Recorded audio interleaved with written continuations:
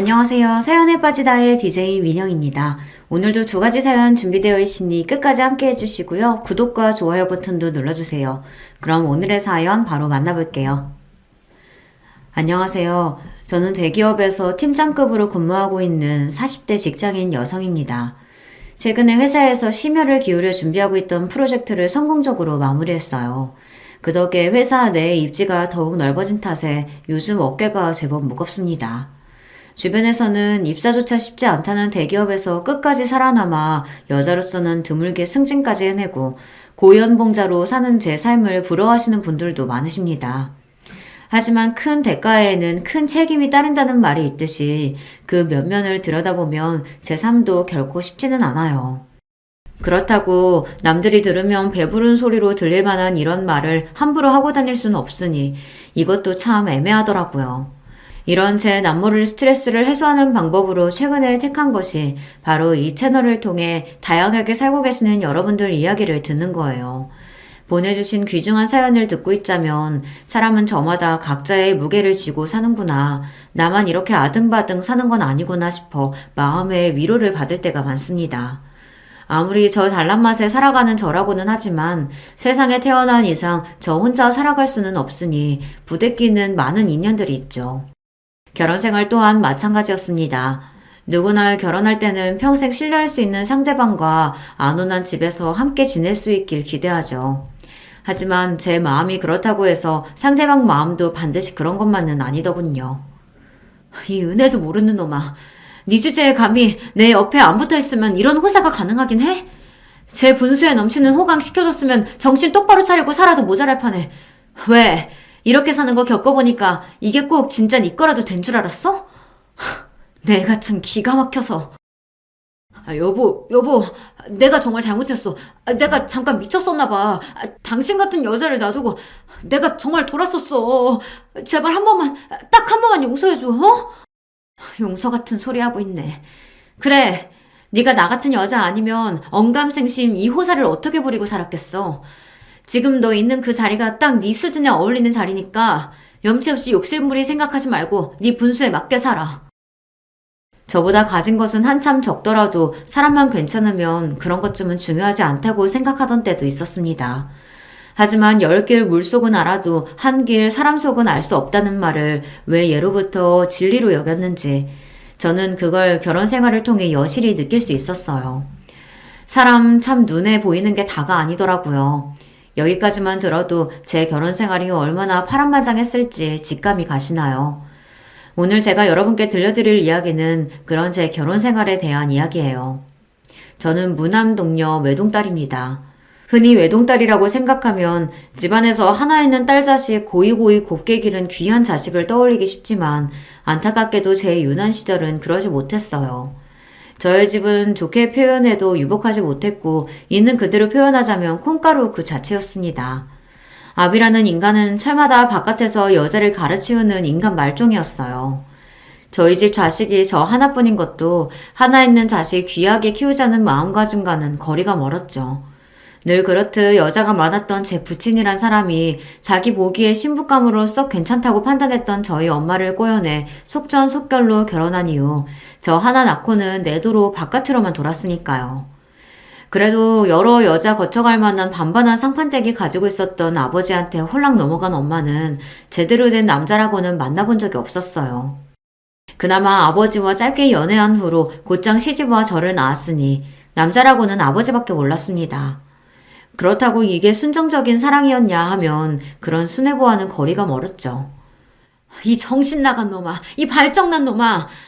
네가 네 마누라랑 네 새끼 놔두고 벌써 이게 몇 번째야.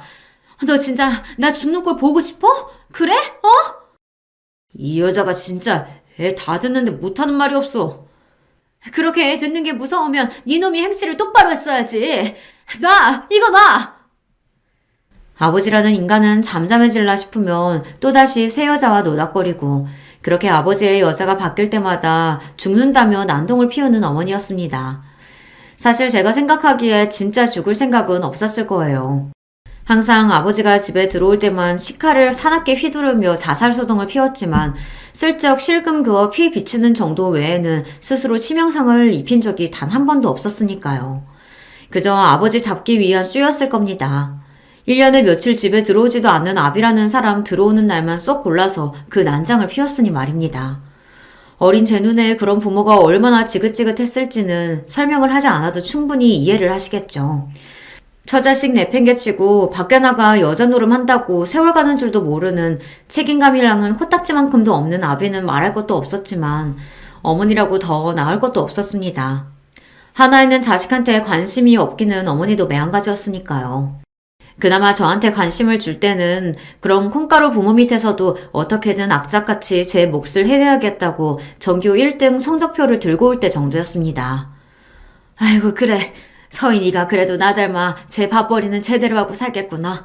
내가 너 하나 보고 산다. 너 하나 보고 살아. 이렇게 말하면 참으로 돈독한 모녀지간처럼 들릴지 모르겠으나 어머니가 제게 환히 웃으며 자랑스러워할 때는 딱 그 순간뿐이었습니다. 대부분은 이런 식이었죠. 이 나쁜 년, 이 인정머리도 없는 년. 너는 네 애비랑 똑같아.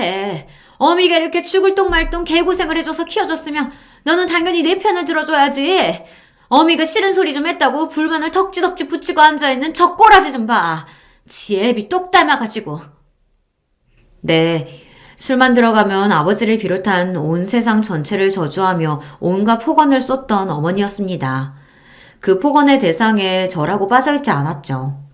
지금이야 다 커서 생각하니 남편이라고 결혼한 작자는 집안 살림이라고는 거들떠볼 생각도 없이 여자들이랑 놀아나느라 바쁘고 가정 건사해보겠다고 어떻게든 식당 일이며 온갖 부업의 잡일까지 몸이 부서져라 일해야 했으니 어머니 삶이 참 팍팍했을 거라는 인간적인 이해는 같습니다. 하지만 그렇다고 해서 그게 부모로서 용서받을 수 있는 행동은 결코 아니었어요. 못 살겠으면 차라리 이혼을 해, 이혼. 이놈의 기집애가 못하는 말이 없어? 내가 누구 때문에 이렇게 사는데? 내가 너 아니었으면 이렇게 참고 살지도 않았어. 그러니까 차라리 갈라서라고. 내 핑계 대지 말고. 술만 마셨다 하면 제 친부를 향한 온갖 폭언도 모자라 저한테까지 비난의 화살이 쏟아지고 어쩌다 한 번씩 아버지란 인간이 집에 기어들어올 때마다 자살 난동을 일으키는 어머니였습니다. 고등학교 졸업할 때까지 저 굶어 죽지 않게 만든 것도 어머니고 긴 시간 집안 살림을 책임져 온 것도 어머니였기 때문에 마냥 원망할 수 없다는 것도 어린 제 마음을 더욱 고통스럽게 했습니다. 차라리 이럴 것 같으면 정말이지 아버지랑 갈라서기라도 바라고 또 바랬지만 애초에 그렇게 아버지와 오만 가지 추태를 다 부리면서도 끝내 이혼할 생각은 하지 않는 어머니였어요. 저렇게 끝을 보일 줄 모르는 원망 또한 아직까지 아버지에 대한 애정을 완전히 내려놓지 못했기 때문이라는 걸 어린 마음에도 어렴풋이 알 수 있었습니다.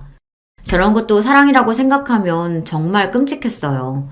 결혼에 대한 제 생각이 오래전부터 부정적일 수밖에 없었던 것은 필연이나 마찬가지였습니다.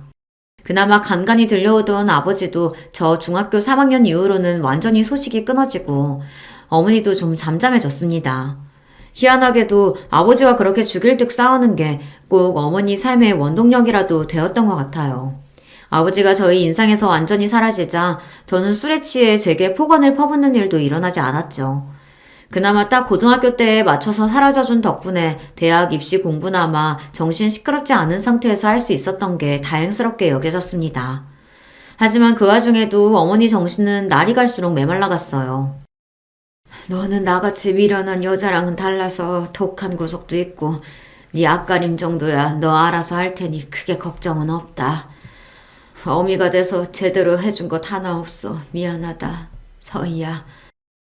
제 대학 합격 통지 듣고 얼마 안 되어서 결국 지병으로 몸져 놓으신 어머니께서 제게 남긴 마지막 유언이었습니다. 어머니가 임종하시는 순간까지도 아버지란 인간은 끝내 나타나지 않았어요. 찾아오는 조무객도 별로 없는 초라한 장례식을 치르며 저는 결코 어머니처럼 살지 않으리라 굳게 마음을 먹었습니다. 남자 하나 때문에 인생 다 걸어 자식이고 나 스스로고 갉아먹는 짓은 하지 않겠다며 눈물을 머금고 결심했죠. 인간적으로는 참으로 가여운 어머니의 일생이었으나 그런 안타까운 마음에도 불구하고 부모로서는 형편없는 어머니였으니까요. 그렇게 양친 모두 잃고 세상에 홀로 남겨져서 시작하게 된 대학생활은 의외로 괜찮았어요. 어머니와 둘이 살 때도 살림이 넉넉한 편이 아니었기 때문에 항상 집에서 눈치를 봐야 했고, 참고서 한 권 사는 것도 쉽게 입을 떼기 어려웠습니다. 비록 하나 있는 자식이라도 남겨줄 재산도 없이 떠난 어머니셨기 때문에 모든 생활을 저 스스로 건사해야 한다는 게 쉽지는 않았어요. 하지만 이제 채워야 할 입은 저 하나밖에 없었고, 그 어수선한 환경에서도 이를 악물고 공부한 탓에 들어갈 수 있었던 명문대생이라는 타이틀 덕분에 괜찮은 과외자리도 여러 소개받을 수 있었습니다. 물론 남의 돈 버는 일이 그 무엇 하나 쉬운 일이 없으니 고생스럽기는 했지만, 고액 과외 여러 개 하며 지내다 보니 오히려 엄마와 함께 살 때보다도 금전적인 여유가 있는 편이었어요. 등록금이랑 생활비 충당하는 정도는 저 스스로도 충분히 해낼 수 있었습니다. 그러다 보니 저도 그제야 마음의 여유가 좀 생기더라고요. 저한테 누군가와 함께 사는 게 결코 좋은 기억일 수는 없다 보니 갓 성인이 되자마자 시작한 자취생활이 그렇게 만족스러울 수가 없었어요. 누가 저한테 눈치 주는 사람도 없고 술 먹고 행패 부리는 사람도 없고 혹여나 한참 연락을 끊은 아버지가 갑자기 나타나서 집안을 난장으로 만들지나 않을까 하는 불안감에 시달릴 필요도 없었습니다. 혼자 사는 게 딱 적성에 맞는다고 생각했어요. 그때는 워낙 긴 시간을 시달려온지라 외로움을 느낄 새도 없었습니다. 그야말로 제 세상이라고 생각했죠. 그렇게 과외해가며 학교 다니는 와중에도 공부는 악착같이 했습니다. 이 세상 천지에 믿을 거라고는 저 스스로밖에 없었으니까요. 제 부모가 온몸으로 보여줬던 불행의 전철을 밟지 않기 위해서라도 제 능력으로 올라갈 수 있는 데까지 올라가야 직성이 풀릴 것 같았습니다. 대학생활 내내 성적관리나 대외활동 등을 철저하게 관리한 덕에 대학 졸업반을 끝마치기도 전에 제가 입사를 희망하던 대기업에 우수한 성적으로 합격할 수 있게 되었습니다. 취업 준비하는 동안 의지할 만한 사람이라고는 하나도 없는 저였으니 어떻게든 졸업 전에 좋은 일자리를 잡아야 한다고 피땀 흘려가며 노력한 것이 결실을 맺게 되었다는 생각에 뿌듯했어요. 하나 마음먹으면 온 사활을 걸고 제대로 덤벼드는 제 성격답게 온갖 수재들이 모여있다고 하는 대기업에 입사한 후에도 저는 제 기량을 적극적으로 펼쳐나가기 시작했습니다. 그런 저를 보면서 시기하는 동료들도 많았으나 제 적극성을 높이 평가해주시는 분들 역시 많았어요. 특히나 사수들 중에서 여성인 선배들 같은 경우에는 그런 저를 기특하게 봐주시고 예뻐해주시는 분들이 많았어요. 요새 아무리 판도가 바뀌고 있다곤 하지만 여전히 여성에 대한 유리천장이 존재하고 있고 대기업도 그 면면을 들여다보면 상당히 보수적인 집단이기 때문에 여성이 끝까지 살아남기에 결코 녹록한 환경은 아니었습니다. 그 속에서 악착같이 살아남아 그 자리까지 올라간 여자 선배들 눈에는 아등바등 어떻게든 위로 올라가려고 길을 쓰는 신입인 제 모습이 마치 과거의 자신을 보는 것 같았겠죠. 그런 선배들 도움으로 저 역시 험난한 사회생활을 나름대로 잘 헤쳐나갈 수 있었습니다. 그렇게 잘난 선배들도 예외 없이 무너지는 순간이 있었는데요. 바로 결혼과 출산이었습니다. 업무할 때 그렇게 똑부러지고 당찰 수 없었던 선배들이 결혼 후 아이를 낳기 시작하면서 그 되찾던 기세가 꺾이고 결국은 하나 둘씩 회사를 떠나는 모습을 볼 때마다 정말이지 이해할 수가 없었어요. 저렇게 잘난 여자들도 결혼과 출산에서는 자유로울 수가 없는 건지 지금껏 그리 고생해서 쌓아올린 탑을 어째서 저리 한순간에 무너뜨릴 수밖에 없는 건지 안타깝다 못해 원망스러울 지경이었습니다. 서희야, 너는 절대 결혼하지 마라. 결혼하지 말고 네 능력 끝까지 펼쳐서 올라갈 수 있는 끝까지 한번 올라가 봐. 끝까지 회사에서 살아남을 수 있으리라 의심치 않았던 선배가 떠나면서 씁쓸한 표정으로 제게 남긴 말이었습니다. 이런 일을 몇 번 겪다 보니 저 나름대로 패턴이 눈에 보이기 시작하더라고요. 좋은 대학 나와 좋은 직장 다니며 훌륭한 스펙 갖춘 선배들이었으니 결혼 선배들 역시 다들 조건이 출중했어요. 그럼에도 불구하고 항상 결국 져주는 쪽은 여자 쪽이 되더라고요. 출산 문제에 있어서도 그렇고 아이 양육에 있어서도 그랬습니다. 다들 남편 못지않은 높은 스펙의 고연봉자였음에도 결국 희생은 아내와 엄마의 몫이 되었다는 거죠. 그러다 보니 그런 생각이 들더라고요. 내가 아무리 잘난 사람이라고 해도 나랑 비슷한 잘난 사람 만나면 결국 굽히는 쪽은 내 쪽이 될 수밖에 없겠구나. 선배들이라고 처음부터 결혼해서 자기 꿈 버리고 살 생각이라고는 추호도 없었을 테니 상황이 그런 식으로 몰아갔겠죠.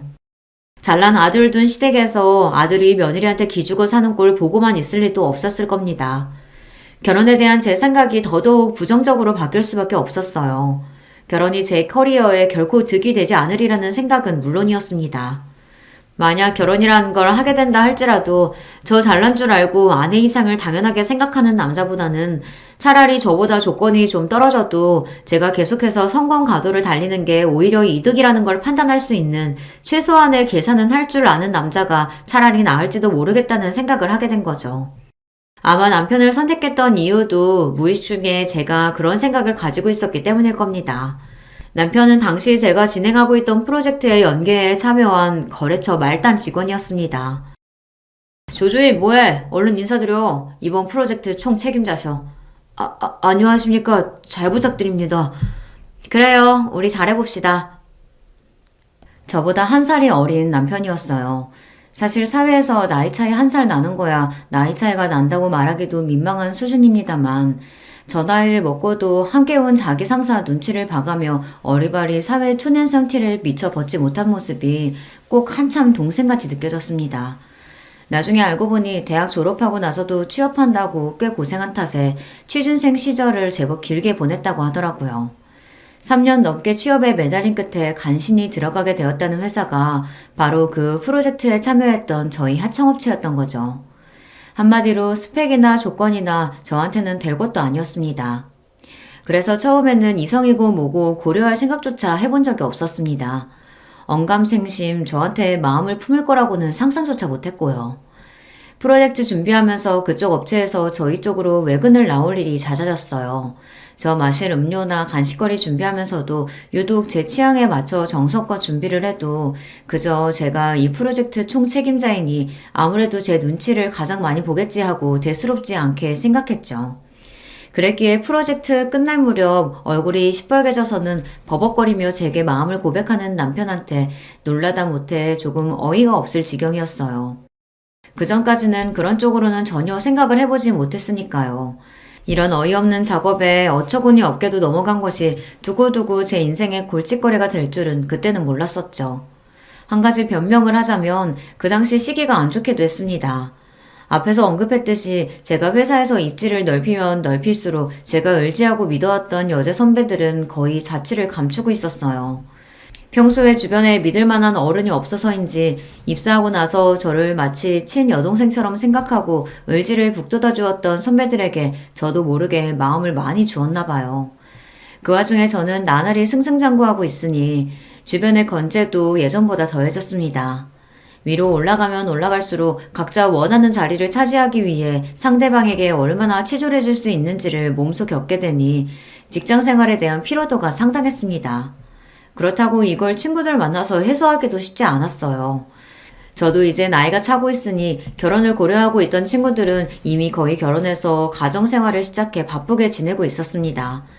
저처럼 결혼보다는 성공에 더 큰 목표를 가지고 있던 친구들조차 상황은 저와 비슷할 테니 다들 자기 앞가림하기도 바빴겠죠. 평소에 외로움을 잘 타지 않는 성격이라고 생각했는데 상황이 이렇게 되다 보니 저 역시 힘에 부치더라고요. 그러니 남편은 운이 좋았던 겁니다. 하필이면 제가 살면서 가장 마음이 약해져 있고 외로움을 타던 시기를 본의 아니게 공략하게 된 셈이니까요. 그래도 연애할 때는 꽤 좋았어요. 처음부터 서로의 조건이나 스펙이 차이가 많이 난다는 걸 알고 시작했기 때문에 이런 부분은 서로 조심을 하기도 했습니다. 제 입장에서는 불어 상대방 자존심 상할 일 없게 한다고 예의를 잘 지키고 있었고 남편 입장에서는 자기 조건 생각하면 언감생심 꿈도 못 꿀 여자를 만나게 되었으니 그만큼 제게 더 지극정성으로 대했죠. 그때는 그것조차 흡족하게 느껴졌습니다. 잘난 남자들은 온 세상에서 자기 잘난 걸 모를 수 없도록 추켜 세워주며 사회적으로 대접을 받으니 그만큼 콧대도 높았으니까요. 그럼 남자 비위 맞춰주며 속 끓이고 저 자세로 나가느니 이렇게 자기 처지를 잘 알고 저 귀한 줄 알고 정성을 쏟아주는 남자 만나는 게 나쁘지 않게 느껴졌어요. 한편으로는 아직 어수룩한 남편의 모습이 순수하고 사회의 때가 타지 않은 것처럼 느껴졌습니다.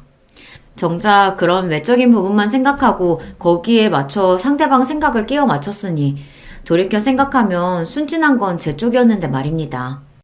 그동안의 제 성정을 생각해보면 어림도 없는 일이었음에도 이렇게 사람을 편안하게 해주는 상대방을 만나다 보니 물 흐르듯 자연스럽게 결혼 이야기도 나오기 시작했습니다.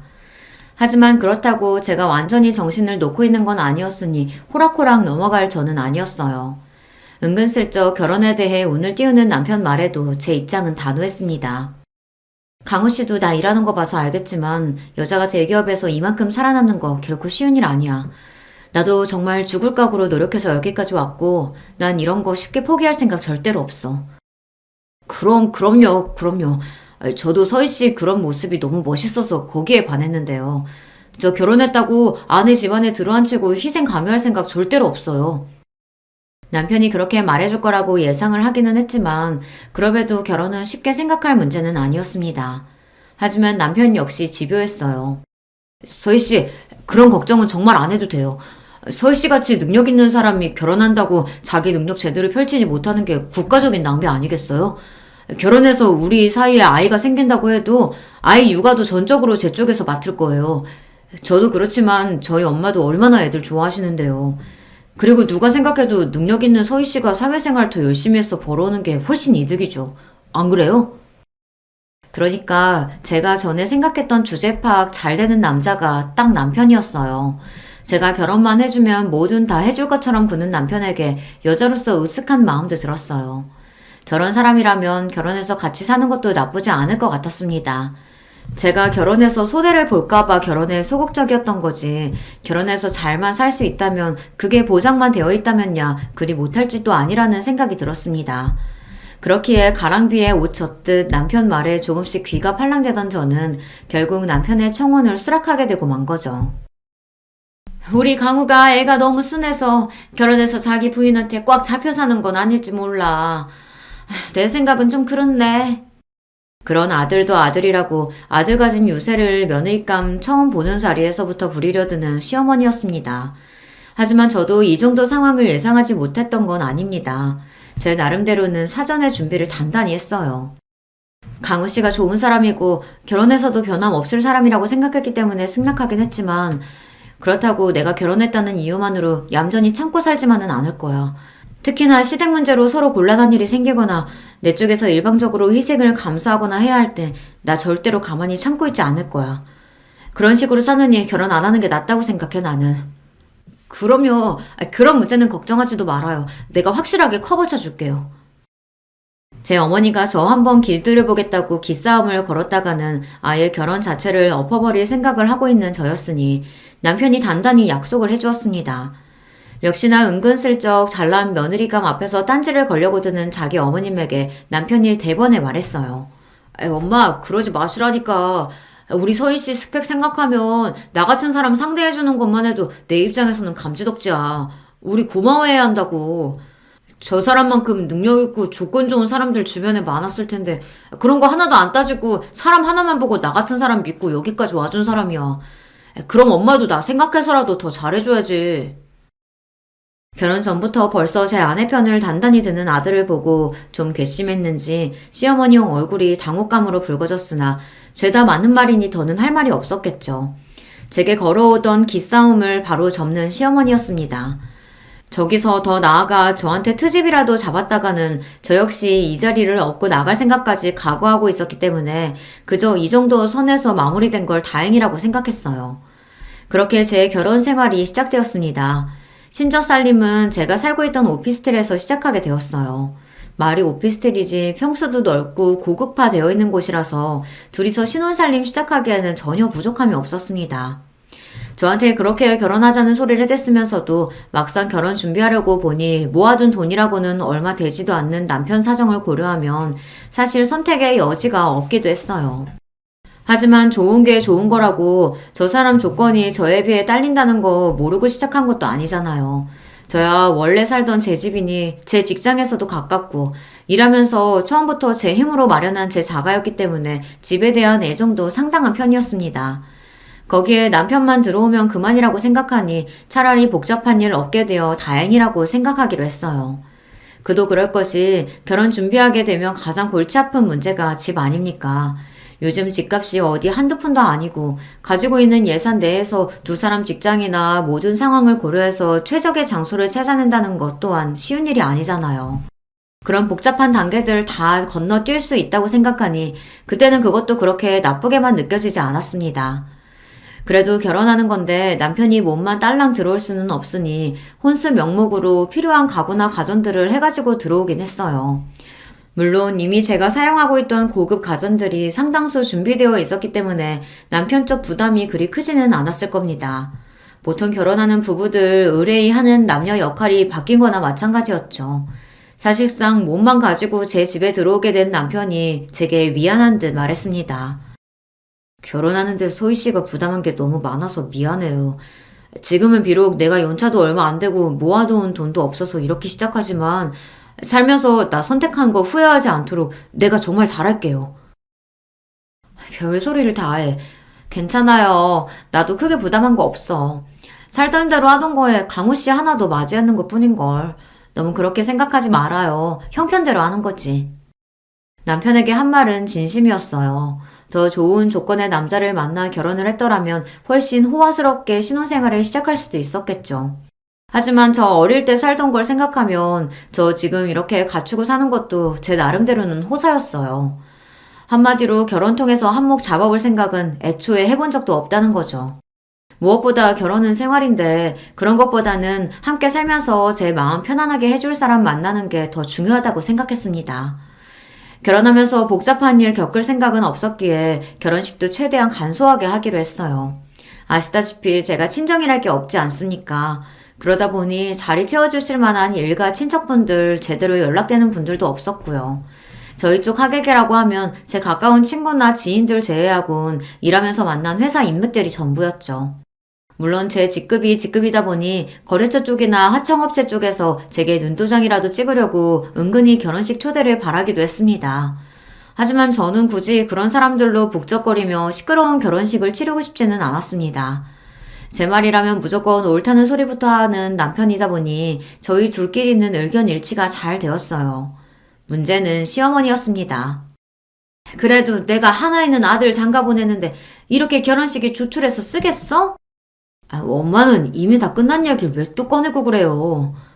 저희가 하객수도 최소한으로 받고 결혼식에 큰돈 쓰지 않고 살림에 보태겠다는 뜻을 밝히자 대본에 싫은 티를 내는 시어머니였습니다.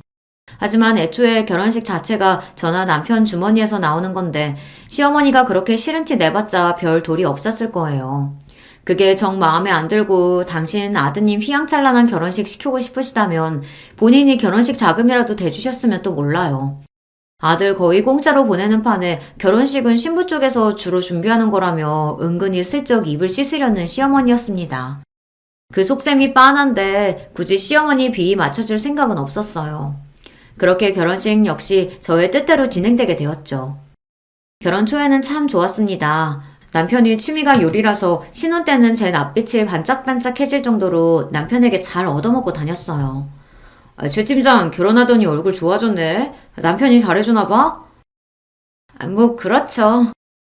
주변 동료들도 한 번씩 언급하고 지나갈 정도로 제 표정도 좋아졌나 봐요.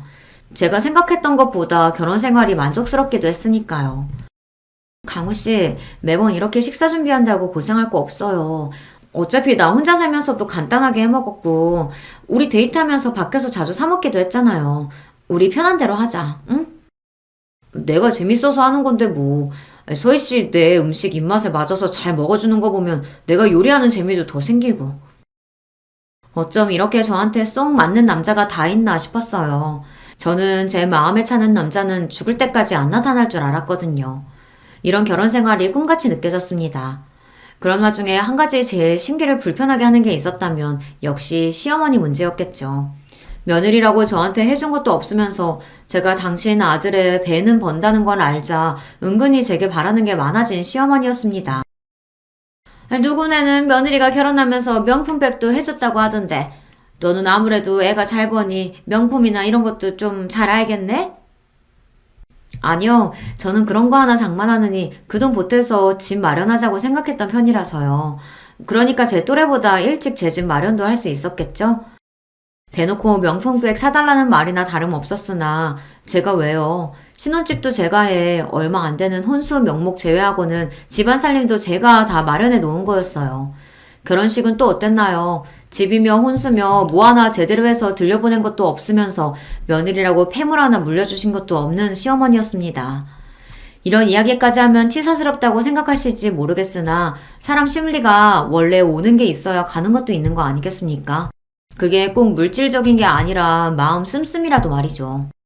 해준 거는 없이 늘 잘난 며느리가 당신 아들 기죽이지는 않을까 경계하면서 제게 바라는 것만 많은 시어머니한테 맞춰드릴 생각은 눈꼽만치도 없었어요. 그나마 눈치가 있어서 저한테 살랑거리며 비위를 맞추는 시누이가 나을 지경이었습니다. 언니같이 능력 있는 사람이 내 새언니라니. 우리 오빠가 여자복이 넘쳐도 넘친다, 정말. 대학 졸업한 지 2년차가 넘어가는 시누이는 아직 미취업 상태였습니다. 시누이 입장에서도 저랑 안 좋게 지내봤자 좋을 게 하나도 없었죠. 대기업 팀장급인 높은 직급에 넉넉한 형편까지 변변한 직장 하나 구하지 못한 취준생의 인맥치고는 호화스러웠으니까요. 제가 자기한테 득이 되면 득이 됐지 실이 될 일은 없었겠죠. 저한테 밉보여서 좋을 게 없었으니 더 제 기분을 맞추려고 노력하는 게 눈에 보였어요. 아직 나이가 얼마 되지 않으니 그런 속이 빤히 보였지만 제게 바라는 거 많으면서도 자격지심에 삐뚤게 대하는 시어머니보다는 차라리 속 빤히 보이는 시누이가 낫다고 생각했습니다. 자, 이거 아가씨한테 어울릴 것 같아서 내 거 사면서 하나 샀어요. 어머, 세상에, 너무 예쁘다. 나 이런 선물 처음 받아봐요. 언니, 진짜 고마워요. 제가 선물한 명품 실반지를 끼며 좋아서 입이 귀에 걸리는 시누이였습니다. 이런 식으로 시누이에게 한 번씩 선물을 하고는 했어요. 제가 저한테 잘하는 사람한테는 아끼는 성미가 아니거든요. 또 베푼 만큼 돌아온다고 생각하기도 했고요. 물질적으로 갚지 못하면 마음이나마 쓴다고 생각했어요. 아무래도 제가 어릴 적부터 가정 형편이 이렇다 보니 아무 의도 없이 순수한 호의를 베푸는 게 오히려 불편한 부분이 있었습니다. 이렇게 줄 거 확실히 주고 받을 거 확실히 받는 편이 더 편했어요. 반면 제 심기를 거스르는 사람한테는 돈 한 푼도 쓰지 않았습니다. 저도 여기까지 올라와서 이만한 돈 벌 수 있기까지 여간 고생을 한 게 아닌데 뭐 한다고 저한테 잘하지도 않는 사람한테 귀하게 번 돈 함부로 쓰겠어요. 그러니 시어머니는 처음부터 작전을 잘못 세워도 아주 잘못 세운 거였죠. 저한테 잘 보인 시누이가 하나 둘씩 떡고물을 받아 챙기는 걸 뻔히 보는데 시어머니의 배알이 꼴리지 않을 수 없었겠죠. 이전에도 시어머니가 저한테 여러 번 돈 해달라는 부탁을 한 적이 있었습니다. 하지만 제 반응은 단호했어요. 정 돈이 급하신 거면 돈을 해드릴 수는 있어요. 하지만 어머니, 가까운 사이일수록 돈 문제 같은 예민한 건 확실하게 처리해야 돼요. 정말로 저한테 돈 빌려가실 거면 차용증도 쓰셔야 하고 기간 지키셔서 빌리신 돈도 돌려주셔야 되고요. 아니 무슨 식구끼리 그렇게까지 해? 사람 정없게. 지금이야 그게 정없게 들리실지 모르시더라도 그 편이 나아요. 어머님 말씀대로 몇 푼 되지도 않는 돈 때문에 가족관계 어그러지면 그것만큼 어리석은 게 또 있나요? 단호한 제 말에 말문이 막혀버린 시어머니였습니다. 사실 제 말이 맞잖아요. 돈독하게 잘 지내고 있는 고부지간이라고 해도 돈거래 같은 건 철저하게 하는 게 맞죠. 하물며 제 입장에서는 그리 좋은 감정을 가지고 있는 시어머니도 아니었습니다. 게다가 본인이 아쉬워서 부탁하는 처지면서 저 태도는 또 뭡니까? 제가 돈을 안 빌려준다고 한 것도 아닌데 빌려준다고 한 것만으로도 고마워해야 할 판 아닌가요? 마치 며느리한테 돈 맡겨둔 것처럼 구는데 진짜로 차용증도 없이 돈 빌려줬다가는 은근슬쩍 입 싹 씻고도 남을 시어머니였으니까요. 저는 시댁 쪽에 언제 한번 손 벌린 적이 없는데 하는 짓은 다르지만 결국 저한테 바라는 게 많다는 점만은 똑 닮은 시어머니와 시누이였습니다. 그런 자기 본가 식구들 때문에 남편 역시 살살 제 눈치를 볼 때가 많았죠. 여보, 우리 엄마랑 강미 때문에 골치 아프죠? 내가 그러지 말라고 그렇게 얘기하는데 말을 잘 안 듣네. 아니야. 나도 내 수준에서 감당되는 것만 받아주지 그러지 못할 것 같으면 애초에 받아주지도 않으니까 그걸로 별로 미안해하지 않아도 돼요. 피로를 풀어주겠다며 제 어깨를 마사지하는 남편에게 달스럽지 않게 말했습니다. 스트레스가 아예 없다고 하면 거짓말이겠지만 그래도 사람과 사람이 엮인 일인데 그렇게 물 흐르듯 편하게만 흘러갈 수 없다는 것 정도는 저도 알고도 남을 나이였으니까요. 그리고 그 정도는 충분히 감당이 가능하다고 생각하기도 했습니다. 얼마 안 지나서 시누이가 제 앞에서 쭈뼛거리더니 또 부탁을 하더라고요. 이것저것 자잘하게 부탁하던 게 잦은 시누이였기 때문에 이번에도 또 뭔가 예산일처럼 생각했습니다. 저 언니, 저 이번 시즌은 진짜로 취업해야 하거든요. 그런데 알다시피 지금 우리 집 꼴이 집중해서 공부할 만한 환경은 아니잖아요. 그래서 그런데 나 이번 취업 시즌 동안에만 잠깐 언니네 집에서 신세 좀 지면 안 될까요? 내가 취업만 하면 정말 언니한테 신세 진 거 배로 갚을게요. 네? 언니. 저도 이건 좀 부담스럽더라고요. 아무리 살랑살랑 제 비위를 맞추며 저한테 잘 보이려고 드는 신호였지만 그래도 같이 사는 건 다른 문제 아닙니까? 저로서도 제 집에 시댁 식구가 같이 사는 게 부담이 되지 않을 수가 없었어요. 하지만 시댁 형편 생각하면 신우의 말도 아주 일리가 없는 건 아니었습니다. 시댁 집 규모가 작은 건 둘째 치더라도 시어머니가 부업하느라 하루 종일 거실에서 뚱땅대고 있는데 원래부터 진득하게 공부하는 성품이 아닌 시누이 입장에서는 집중력이 흐트러질 만도 했겠죠. 남편 역시 은근히 제 동생 지원 사격을 했습니다. 서희 씨 입장에서 많이 불편한 거라는 건 알지만 정말 제 쥐 죽은 듯이 있게 할게요. 어차피 제 학원도 다녀야 하고 우리 집에 있을 밤늦은 시간에는 공부만 보내면 되니까. 우리 다 직장에 일하러 나갔을 때만 잠깐 집에서 공부하고 우리 집에 들어왔을 때는 잠만 재운다고 생각하면 돼요. 제 소란 피우면 내가 먼저 내쫓을 테니까 딱 몇 달만 도와줄 수 없을까요? 마치 저 말고는 다른 대안은 없다는 듯이 절박하게 제게 매달리는 두 사람을 보고 마냥 안 된다고 거절하기도 쉽지 않더라고요. 결국 신우의 부탁을 들어줄 수밖에 없었습니다. 한동안 약속한 대로 정말 쥐죽은 듯 지내던 신우이였기에 생각보다 지낼만 하다고 생각했어요. 하지만 머지않아 문제가 하나 생겼습니다. 당신 혹시 내 액세서리에 한 만졌어? 왜? 뭐가 없어? 아니, 내가 분명히 여기 뒀던 것 같은데 어디 잘못 빼놨나? 제 물건이 하나씩 없어지거나 아니면 제가 평소에 절대 두지 않을 만한 자리에 놓여 있는 겁니다. 그동안의 변화라고는 신우이가 집에 들어온 것밖에 없으니 자연스레 신우이가 제 물건을 만지는 거 아닌가 하고 의심이 들었어요. 하지만 이게 참 말 꺼내기도 애매한 문제잖아요. 증거도 없는데 괜히 죄 없는 사람 잡는 걸 수도 있고 그러다 문득 생각이 났습니다. 지금은 고양이 별을 건너고 난 이유지만 결혼 전에 혼자 살면서 키우던 고양이 때문에 반려동물 캠을 설치해뒀던 기억이 났어요. 그것까지 치우면 정말 소중히 키우던 고양이의 흔적이 다 사라지는 것 같아서 설치한 걸 떼어내지는 않았으나 당연히 가동은 멈춰두었죠. 그래서 혹시나 하는 마음에 몰래 캠 기능을 다시 켜두었어요. 그러고는 갑작스레 회사에서 이슈가 터지는 바람에 제가 며칠 집에도 제대로 들어가지 못했습니다. 하도 정신이 없고 거의 잠도 자지 못했다 보니 캠 켜놓은 것도 자연스레 잊게 되었죠. 터진 일 해결한다고 피가 마르는 며칠간의 시간을 보낸 후 간신히 사건을 수습할 수 있었습니다. 제가 그래도 건강은 항상 자신을 하던 사람이었는데 며칠이나 밤을 새고도 멀쩡할 수는 없었나 봐요. 으슬으슬 몸살 기운이 올라오기 시작했습니다. 팀장님, 이제 급한 불도 어지간히 껐는데 들어가서 집에서 눈 좀 붙이세요. 지금 팀장님 안색이 너무 안 좋아요.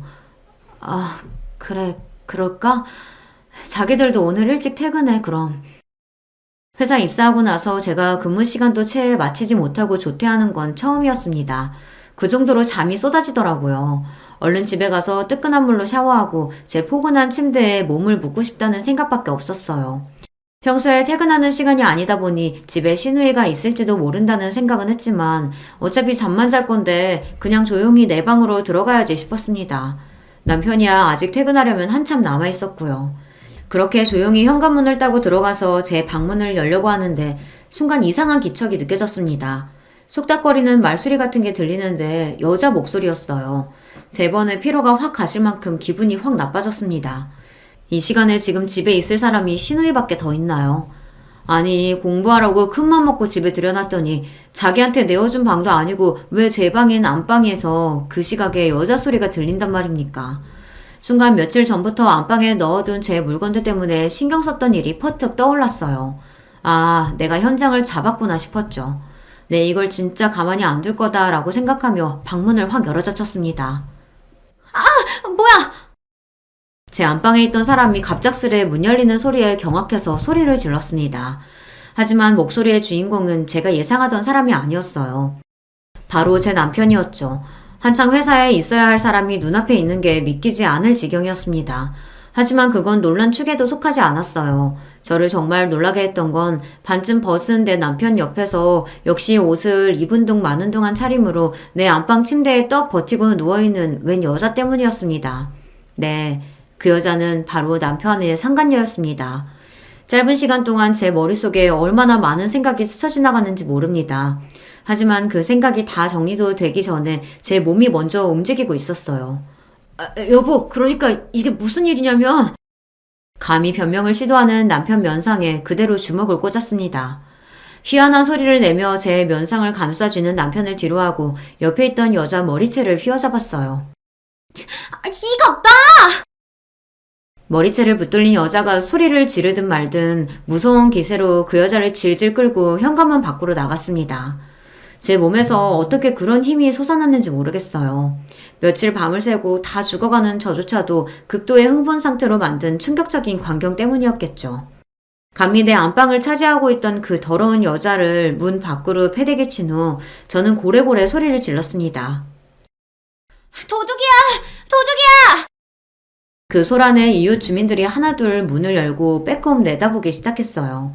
거의 벗은 거나 다름없는 여자는 그런 민망한 제 꼴을 남들에게 들키자 얼굴이 붉어지다 못해 거의 터질 지경이 되었습니다.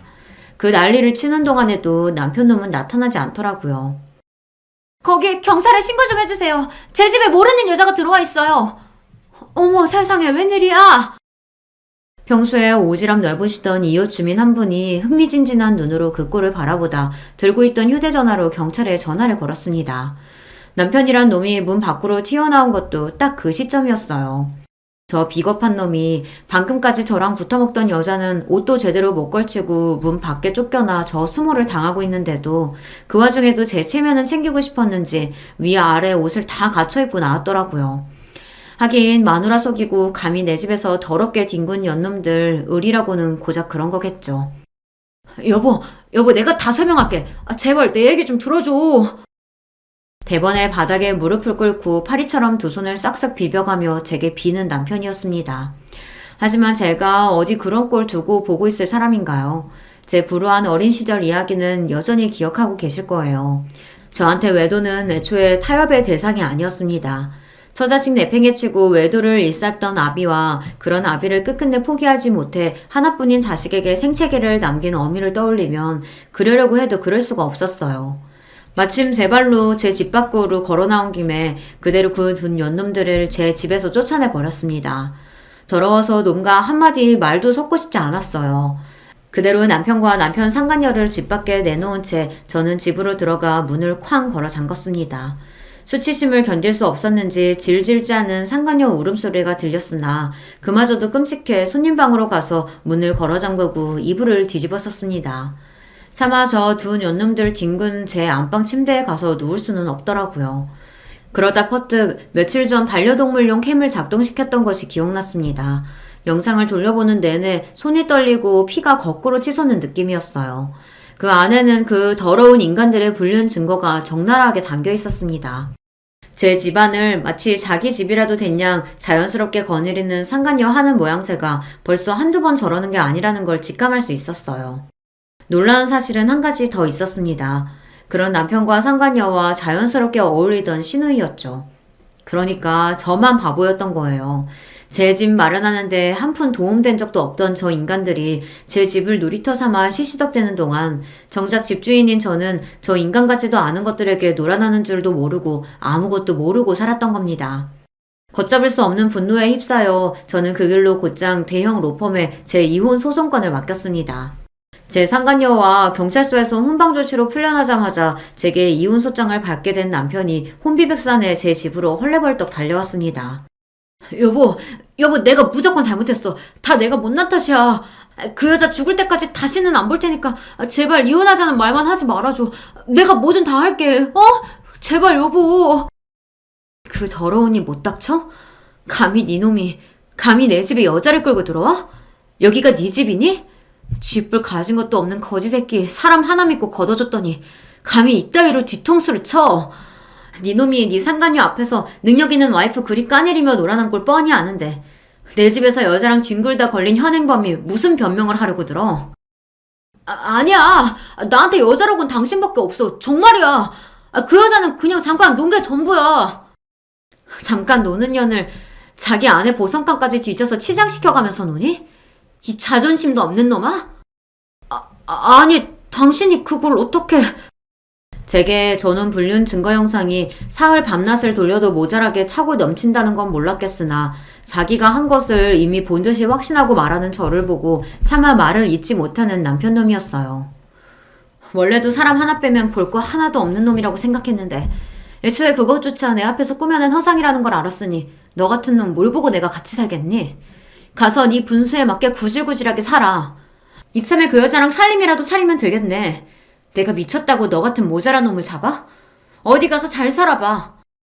여보, 제발 나 버리지 마. 그 뒤로 무슨 개소리를 짓거리든 말든 놈과 더 이상의 대화는 없었습니다. 그만큼 이혼에 대한 제 뜻이 확고했으니까요. 그나마 저런 놈하고 애라도 낳지 않은 걸 천운이라고 생각했어요.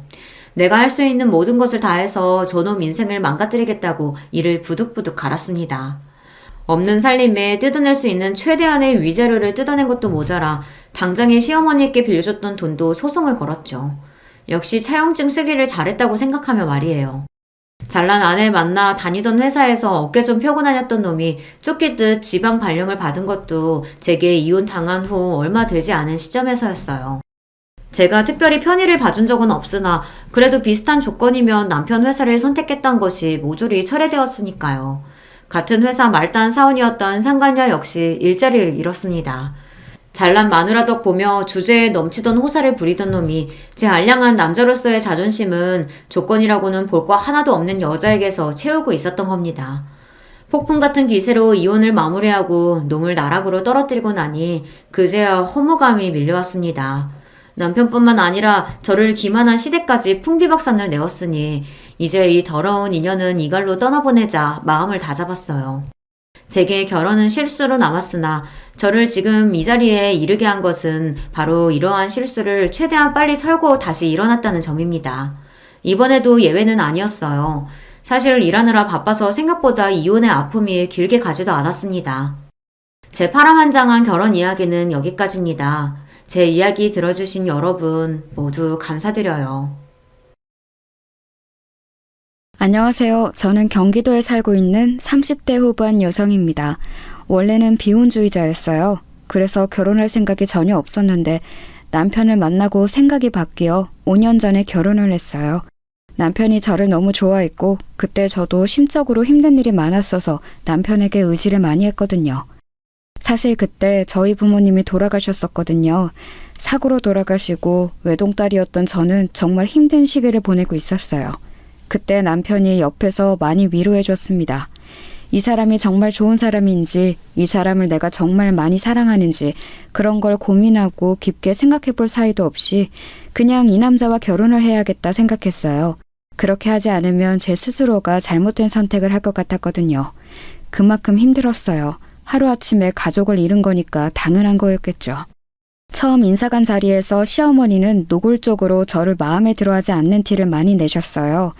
남편의 집안이 대단한 집안은 아니었지만 나름 중산층의 아들 둘이 둘 다 전문직에 종사하고 있는 데다가 큰 며느리가 강남 출신 부자였거든요. 그래서 둘째 며느리 자리에 대한 기대도 아주 크셨나 보더라고요. 자식이기는 부모 없다고 애가 하도 좋다고 하니 허락은 해준다만 넌 언제나 우리 집에 시집 온 걸 복으로 여기렴. 그 전에 저 같았으면 그런 이야기를 듣고 이런 결혼을 절대 하지 않았겠지만 그때 저는 그런 걸 생각할 마음의 여유가 없었어요. 살기 위해서 옆에 누군가가 있어야 했습니다. 그게 그 순간에는 저희 남편이었고 말이죠. 그렇게 부모님이 없는 결혼식을 했어요. 식을 마치고 얼마나 울었는지 모릅니다. 비어있는 혼주석을 보고 말이죠. 창피하게 사람이 그렇게 많은데 그렇게 많이 울면 어떡하니? 안 그래도 비어있는 혼주석 때문에 다들 수군거리는데 더 티나게. 하여간 마음에 안 들어. 그런 이야기를 들었지만 그래도 눈물이 멈추지 않았어요. 나중에 남편이 안아주며 이렇게 말해주더군요. 이제 내가 당신 가족이니까 우리 외롭지 않게 잘 살자. 하고 말이죠. 그 말 하나만 마음에 담고 시작한 결혼 생활이었습니다. 하지만 제 결혼 생활은 생각보다 더 순탄하지 않았어요. 시어머니는 그게 무슨 당연한 권리라도 되는 듯 시도 때도 없이 저를 불러내서 온갖 굳은 일들을 다 시켰습니다. 그러면서 매번 이렇게 말씀하셨어요.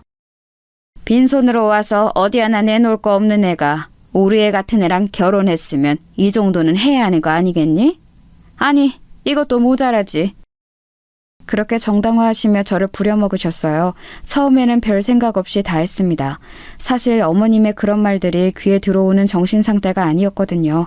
오히려 몸이 힘들면 다른 생각들이 들지 않아서 좋았어요. 몸이 편하면 눈물이 나오는 시기였거든요. 어머니한테 당신 그만 좀 부려먹으라고 말할까? 아직 괜찮아. 내가 못 견딜 것 같으면 이야기할게.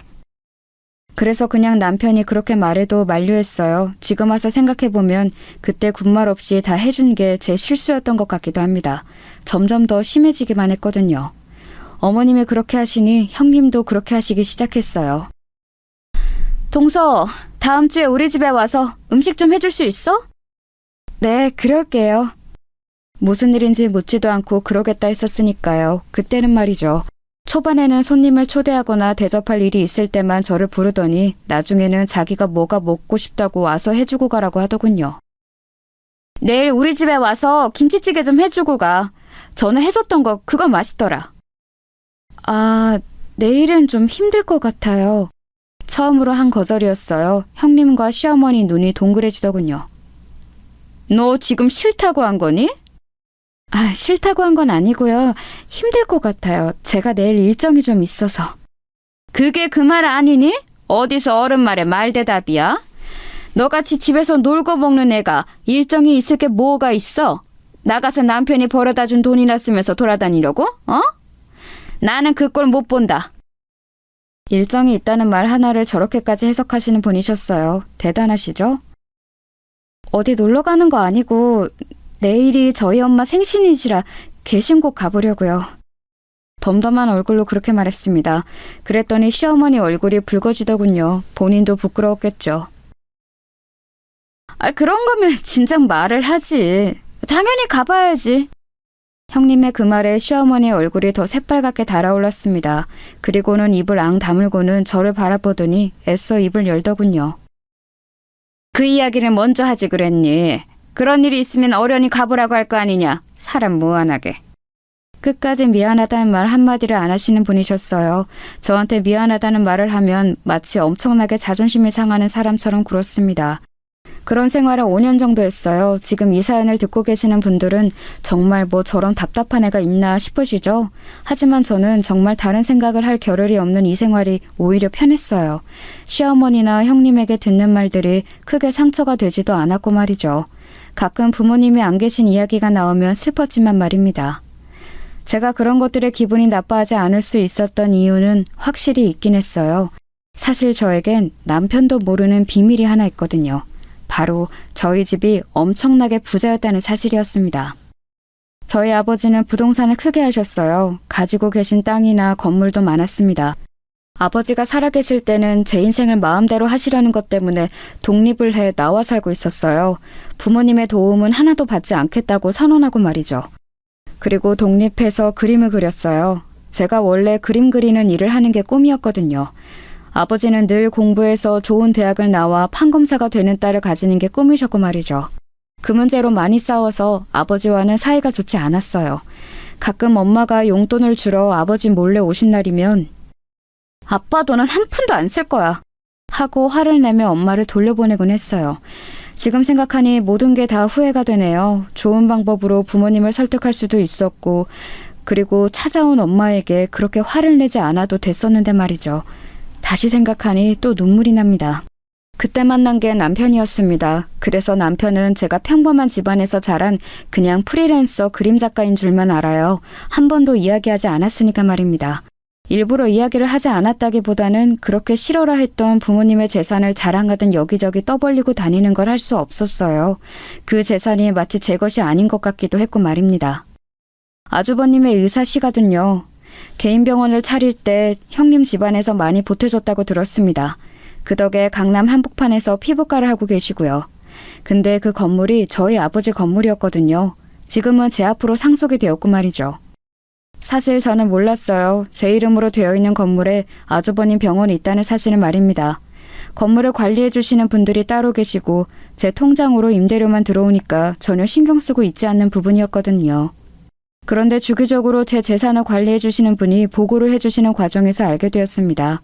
어차피 제게는 별로 큰일이라고 생각하지 않았기도 했고 딱히 이제 와서 제가 거기 건물주네 어쩌네 하는 말을 하는 것도 좀 그래서 말을 하지 않았어요. 어쩌다 보니 그렇게 숨긴 채 5년 동안 결혼 생활을 했네요. 제가 딱히 돈을 쓰는 타입도 아니었고 그동안은 제 감정을 추스르는 것도 벅찼기 때문에 부모님의 재산에 대해 깊게 생각할 겨를이 없었습니다. 강남이 피부과들이 많아지면서 경쟁이 엄청난가 보더군요. 물론 잘 되는 병원들은 너무 잘 되지만 그렇지 않은 병원들은 월세 내기도 벅찰 만큼 간극이 심하다 그러더라고요. 강남이 월세가 좀 비싼 게 아니잖아요. 불행하게도 아주버님의 피부과는 잘 되는 병원은 아니었습니다. 월세와 직원들 월급을 다 주고 나면 크게 남는 게 없다고 들었어요. 겉만 번지르르한 피부과 의사라는 타이틀을 빼면 사실 속빈 강정이나 다름없었죠. 아이고, 큰아가 네가 왜 이러서니? 쟤 시키면 되는 걸. 그래서 그런가 시어머니는 형님의 눈치를 점점 더 많이 보기 시작하셨어요. 그 병원의 권리금은 형님의 집안에서 나온 돈이고 지금도 남편이 크게 벌어다 주는 돈 없이 형님은 형님의 집안에서 받는 돈으로 생활을 하고 계셨거든요. 물론 형님뿐 아니라 아주버님하고 형님의 눈치를 많이 보셨습니다. 형님은 이 집안에서 거의 군림하는 사람이었어요. 대충 저희 집안 분위기 어떤지 아시겠죠? 그런 집에서 5년 동안 식모살이에 가까운 생활을 했습니다. 남들이라면 1년도 못하고 나가 떨어졌을 거예요. 저는 그 편이 현실을 잊고 살기에 편했으니까 버틴 거지만 말입니다. 하지만 저도 사람이고 점점 상처를 극복해 나가기 시작했어요. 물론 여전히 부모님을 생각하면 너무 슬프지만 그 전만큼은 아니었고 저도 슬슬 제 일을 다시 시작해야겠다는 생각을 하고 있던 차였습니다. 그런데 5년간 다들 저의 이 일방적인 희생에 너무 익숙해져 있는 것 같더라고요. 저는 당연히 이제 그래야 하는 사람이 되어 있었습니다. 그걸 가장 직접적으로 느낀 건 제가 이제 어머님이 시키는 일 안 할 거라고 했더니 돌아온 남편의 반응이었어요. 나 이제 어머님이 부르셔도 다 안 갈 거야. 그럼? 그럼이라니? 그건 내가 당연히 해야 하는 일들은 아니잖아. 그냥 그동안 내가 해왔던 거긴 하지만 나도 이제 내일 할 거야. 물론 그렇긴 하지만 그럼 앞으로는 누가 해? 다들 알아서 해야지. 자기 일은 스스로. 그걸 왜 나한테 물어? 남편의 그런 반응에 저도 모르게 말이 쌀쌀맞게 나갔어요. 기분이 확 상하더군요. 제가 하는 모든 일이 당연한 것들이 아닌데 당연한 것들처럼 받아들이고 있다는 게 말입니다. 어머님이 어떻게 받아들이실지 걱정돼서 그렇지. 그럼 내가 평생 이러고 살 줄 알았어? 당신은? 아니, 그건 아니지만. 어차피 나도 이제 내일 시작할 거고 그 전처럼은 계속 못해. 그러려면 한 번 넘어야 하는 산이야. 남편은 이야기하기 곤란해하는 것 같길래 그냥 제가 이야기하겠다고 했어요. 그리고 그날 밤 누워서 생각하는데 좀 서글프더라고요. 이 사람은 분명 저에게 가족이 되어준다 했었는데 저는 그 사람의 진정한 가족이 아직 아닌 것 같은 기분이 들었거든요. 하지만 힘들 때 힘이 되어준 사람이었기 때문에 그런 생각은 하지 않으려 노력했습니다. 그리고 며칠 뒤 어머님이 다시 부르셔서 집으로 갔어요. 나 오늘 약속 있어서 나갔다 올 동안 대청소 좀 싹 해라. 창틀에 먼지도 다 닦고 저 위에 액자 같은 것도 다 내려서 먼지 털고. 네, 근데 어머님 이제 앞으로는 사람 쓰셔야 할 것 같아요. 그 말에 분주하게 외출 준비를 하던 시어머니가 멈추고 저를 빤히 보더군요. 왜? 네가 있는데 사람을 써? 이제 저도 쉬었던 일을 시작하려고요. 네가 무슨 일... 너 그림 그린다고 했었나? 제가 식모처럼 일만 했더니 진짜 식모인 줄 아는 사람들처럼 굴더군요. 남편도 시어머니도 말이죠. 인제 와서 일을 다시 시작해? 왜? 둘째가 벌어다 주는 돈이 모자라니? 아니요. 제가 어디다 돈을 쓰는 타입도 아니고 그냥 저도 이제 제 일을 다시 시작하고 싶어서요. 그니까 왜? 하고 싶어서 했던 일이니까요. 다시 하고 싶어서요. 하고 싶은 거 다 하면서 사는 인생이 어딨어? 그럼 집안일은? 각자 일은 이제 각자 하셔야죠. 뭐? 시어머니가 기가 찬데 저를 바라봤지만 사실 정말 기가 차는 건 저였어요. 일단 나중에 다시 이야기하자. 나 지금 늦었으니까. 네. 뭘 다시 이야기해야 할지 몰랐지만 말입니다. 그냥 제가 원래 대신해주던 자기 일을 스스로 하라는 건데 어머님이 외출하시고 마지막이라고 생각하면서 집 청소를 했어요. 그리고 늦게까지 돌아오시지 않아 그냥 집으로 왔습니다. 저는 남편에게도 시어머니에게도 이야기를 다 했으니까 이제 끝났다고 생각하고 예전에 함께 일을 했던 분들께 연락을 해 제가 다시 일을 시작하고 싶다고 말했어요. 그리고 너무 운이 좋게도 다시 일을 시작할 수 있게 되었습니다. 그래서 그 다음에 어머님이 또 불렀을 때 당황할 수밖에 없었어요. 저 지금 일하고 있어서 못 가요. 이 일을 벌써 시작했다고? 그때 아직 이야기 덜 끝났잖니.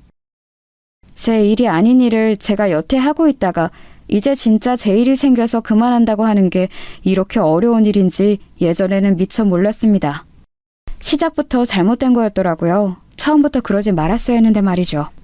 그날 저는 어머님이 부르셔도 가지 않았고 어머님은 전화로 굉장히 화를 내셨어요. 소리를 고래고래 질러가면서 말이죠. 네가 있는데 사람을 왜 써? 그 돈은 뭐 어디 땅 파서 나오니? 아무것도 없는 얘. 그래도 집안일은 잘하는 것 같아서 마음에 안 들어도 참고 며느리 취급해줬더니 네가 지금 주제도 모르고. 정말 이제 하는 말마다 저에 대한 무시가 깔려 있었어요. 너 같은 애, 너처럼 가진 거 없는 애, 며느리 취급 이런 건 말이에요. 저는 이 집안에 시집와서 단 한 번도 어머님이나 형님이 저를 가족으로 생각한다고 느낀 적이 없었습니다. 그저 식모였죠. 저도 군말 없이 하긴 했으니 제가 원인 제공을 한 것도 일정 부분 있긴 하네요. 어머니랑 무슨 일 있었어? 왜? 전화해서 당신이 이야기를 하시길래. 뭐라고 하셨는데? 아니 뭐 그냥. 얼버무리는 남편을 캐물었더니 버릇이 없다는 등 주제를 모른다는 등 저런 애 며느리로 계속 못 데리고 있는다는 등 애 없는 게 복이라는 등 정말 할 소리 못할 소리 다 하셨더라고요. 그 일 꼭 해야 해? 그림 그리는 걸 그만두라는 소리야? 많이 버는 것도 아니고 그냥 내가 벌어다 준 돈으로 편하게 살림만 사는 게. 편하게? 당신 눈에는 그동안 내가 편하게 살림만 사는 것처럼 보였나 봐? 아니 그 말이 아니고. 그동안은 내가 현실을 잊고 싶어서 몸이라도 혹사시키려고 시키는 모든 일 군말 없이 한 거고 언제까지 내가 이러고 살아? 내가 당신 부인으로 이 집에 들어왔지 식모로 들어왔어? 식모라니 그 말이 아니잖아. 계속 살던 대로 살라는 게 그 말이 아니고 뭐야? 여태 잘 지냈잖아. 당신만 참으면 다 평화로운데. 그렇게 말하고는 앗하는 표정을 짓더군요. 나만 참으면 온 집안이 조용하니까 나만 참아라. 남편은 자기도 모르게 자신의 속마음을 이야기한 겁니다. 그 순간 약간 머리에 찬물을 맞은 듯한 느낌이 들었어요. 아, 이제 저 사람에게도 나는 가족이 아니구나 하는 생각이 동시에 들었습니다. 그날 남편에게 더 이상 그 어떤 말도 하지 않았어요. 저를 그렇게 생각한다는데 제가 거기서 무슨 말을 더 할 수 있었겠습니까? 서러웠지만 눈물도 나오지 않았습니다. 부모님이 없으면 가진 게 많지 않다고 생각되면 이렇게 무시를 받아도 되는 건지 정말 한스럽더라고요. 아버지가 사람은 가진 게 많고 많이 배워야 한다고 매번 말씀하시던 게 생각났습니다. 그리고 시간이 이만큼 지나서야 아버지의 말을 이해할 수 있게 되었어요. 이런 무시를 받을까봐 자신의 방식으로 저에게 그렇게 하셨다는 생각이 들더라고요. 그날 이후로 남편과 제 사이에는 냉랭한 기운이 돌았어요. 꼭 필요한 말만 하고 꼭 해야 할 것들만 하면서 말이죠. 남편도 제 눈치를 보느라 제가 쌀쌀맞게 굴어도 조용히 상황만 살피는 듯 했고요. 그러던 와중에 집안 행사가 다가왔습니다. 명절을 지내지 않는 대신에 1년에 한두 번 온 가족이 모여 식사를 하는 자리였어요. 그날은 저도 일찍 갔습니다. 제가 무턱대고 모든 집안의 일을 하지 않겠다는 건 아니었어요. 저도 제가 해야 할 일은 할 생각이었습니다. 음식을 할 생각으로 갔는데 시댁에는 의외의 상황이 펼쳐져 있었어요. 형님이 어디선가 불러온 출장 요리사들이 요리를 하고 있더군요. 그 화려하고 현란한 모습에 잠시 입을 떡 벌리고 바라봤습니다. 고작 집안 식구들끼리 모여서 밥 한 끼 먹는 건데 과하다고 생각하면서 말이죠. 제가 그렇게 어리 빠진 얼굴로 그 모습을 지켜보고 있자 시어머니가 그런 저를 발견하고 다가와서는 말을 하더군요. 네가 더 이상 못하겠다고 했다고 하니 네 형님이 이렇게 불렀다. 너는 무슨 복 있니? 이런 손이 사람이 어딨어? 아, 그러셨어요. 감사하네요. 사실 감사하다는 생각이 들지는 않았지만 뭐 저를 위해 그랬다고 하니 일단은 그렇게 대답해야 할 것 같았어요. 그랬더니 시어머니가 다시 와다다 말을 뱉기 시작하시더군요. 너는 정말 복에 겨워서 주제 파악이 하나도 안 되는 것 같다. 나 같으면 얌전히 집안일 하면서 살겠구만. 그게 뭐 대단한 일이라고 집안 식구들이 이렇게 번잡스럽게 만들어가면서 일을 한다 안 한다 하는 건지 원. 그 이야기를 듣는데 울컥하더군요. 평소라면 참았겠지만 그날따라 참을 수가 없었습니다. 저도 식구예요. 제 말에 시어머니가 애가 지금 무슨 소리를 하냐는 듯한 얼굴로 쳐다보더군요. 저도 이 집 식구라고요. 이 애가 뭘 잘못 먹었나? 누가 아니래? 저도 이 집 식구인데 왜 저만 참고 저만 배려하고 저만 희생을 해야 하는 건가요? 그렇게 말했더니 시어머니가 기가 차다는 얼굴로 저를 바라보더군요. 평소라면 크게 소리를 질렀을 테지만 일하는 사람들이 있었던지라 그러시진 못했습니다. 네가 뭘 배려하고 네가 뭘 희생했는데? 고작 집안일 좀 더 한 거? 그게 뭐? 네가 우리 집에 뭘 해준 게 있다고 그럼 그 정도도 안 하려고 했니? 너는 정말 염치가 없다. 어? 둘이 좋아서 한 결혼인데 뭘 주고받고 하나하나 계산하는 것도 말이 안 되지만 이렇게 뭘 덜 줬다고 다른 걸 해야 한다는 사고방식 자체가 저는 이해가 안 돼요. 세상에 당연히 해야 하는 일은 없어요. 제가 어머님 집에 청소와 빨래를 하는 것도 형님 집에 가서 음식을 하는 것도 그건 제 일이 아니에요. 저는 결혼을 한 거지 식모살이 하러 들어온 게 아니잖아요. 뭐? 너 말 다 했니? 자기도 모르게 큰 소리를 냈던 시어머니가 아차하는 얼굴로 주위를 두리번거리며 집에서 일하시는 분들 눈치를 살피셨습니다. 참 남의 시선을 신경을 많이 쓰시는 분이셨거든요. 나중에 다시 이야기하자. 그리고는 자신의 방으로 들어갔어요. 저는 할 일 없이 소파에 그냥 앉아 있었습니다. 그런데 일하시던 분이 저에게 말을 걸어오시더군요. 아까 어르신께서 그 제주산 갈치로 요리를 부탁하셔서 조림이랑 구이 2가지를 했거든요. 저희는 원래 저희가 가져온 재료로만 하는데 며느리 먹여야 한다고 부탁을 하셔서 일단 하긴 했는데 준비가 안 된 상태에서 하는 음식이라 제대로 됐는지 모르겠네요. 큰며느리 주려고 제주산 갈치까지 주문하신 모양이시더라고요. 그걸 이분들에게 요리해달라고 어머님을 부탁하셨고요. 아, 네. 하고 고개를 끄덕이며 생각했어요. 간을 보고 만약에 안 맞거나 하는 것 같으면 제가 다시 하자고 말이죠. 그리고 모든 음식을 끝낸 출장 요리사분들이 돌아갔습니다. 와, 화려하다, 화려해. 정말이지 화려했습니다. 각종 음식들이 정말 휘황찬란하게 놓여 있었어요. 세상에 이걸 누가 다 먹어? 하는 혼잣말을 중얼거리며 아직 끓고 있는 그 제주산 갈치조림을 보러 부엌으로 들어갔어요. 그리고는 끓고 있는 냄비의 뚜껑을 열고 간을 봤습니다. 좀 밍밍한가? 고개를 갸웃하고 돌아서는데 정말 화들짝 놀랐어요. 언제 나오셨는지 시어머니가 제 뒤에 서 있었습니다. 그 모습을 보고 놀라 숟가락을 바닥에 떨어뜨렸어요. 왜 그렇게 놀라니? 아니 뒤에 계신 줄 모르고. 너 지금 뭐 먹어본 거니? 아, 이거 갈치조림인데 요리사분들이... 제 말이 미처 다 떨어지지도 않았는데 어머님의 눈이 번뜩하고 빛나더니 손을 들어 제 뺨을 올려치시더군요. 짝 하는 소리와 함께 제정신도 함께 멍해졌습니다. 지금 이게 무슨 상황인지 판단이 되지 않았어요. 정말 너무 놀랐었습니다. 어머님은 그런 저를 향해 굉장히 화난 얼굴로 소리를 지르기 시작하셨어요. 네 형님 먹으라고 사온 제주산 갈치에 먼저 손을 대? 아니 그게 아니고... 이게 어린이 하는 말에 꼬박꼬박 말대꾸 할 때부터 알아봤었어야 하는데 이 위아래도 없는 미친 것이 우리 집에 들어와서는... 그 뒤로도 뭐라 말을 하셨지만 귀가 멍한 기분이 들었어요. 뺨을 너무 세게 맞은 탓이기도 했지만 아마도 충격 때문이었던 것 같습니다. 받아들이기 너무 힘든 일이었거든요. 아버지의 뜻을 어기며 집을 나갈 때도 제 아버지는 제 뺨을 때리신 적이 없어요. 그러니까 태어나서 뺨을 맞아본 건 처음 있는 일이었습니다. 출장 요리사분들이 급하게 요청받은 요리라 제대로 됐는지 모르겠다 하셔서 간을 보고 맞추려고 했던 거예요. 제가 울먹이며 말하자 시어머니는 움찔하는 것 같았지만 그럼에도 불구하고 미안하다는 소리는커녕 되려 더 화를 내시더군요. 그 사람들이 다 전문가인데 어련히 알아서 잘 했으려고. 네가 뭐라고 그 사람들이 해놓은 음식을 간을 보고 맞추니 많이 해? 너는 늘 느끼는 거지만 애가 너무 주제를 몰라. 그때 문이 열리고 형님과 아주버님 그리고 남편이 들어왔어요. 세 사람은 앞에서 만났는지 대화를 나누며 집 안으로 들어왔습니다. 그리고는 뺨을 붙잡고 울먹이는 저와 그런 제 앞에 환한 얼굴로 서 있는 어머님을 발견했어요. 아니 이게 무슨 일이에요? 어머니, 자기야! 사실 그들이 들어오면 어머님이 좀 당황할 거라 생각했는데 그건 제 오산이었습니다. 오히려 더 당당하게 나오시더군요.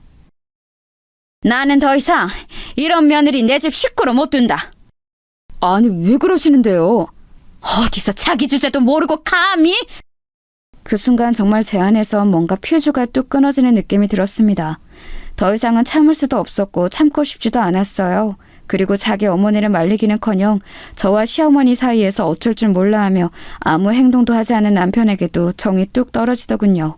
얼굴 꼬라지도 보기 싫어졌습니다. 어머니는 말끝마다 제 주제에 어딜 감히 복에 겨운 줄도 모르고 소리를 하시는데 이 집이 대체 얼마나 대단한 집이라고 그런 말을 하시는 건데요?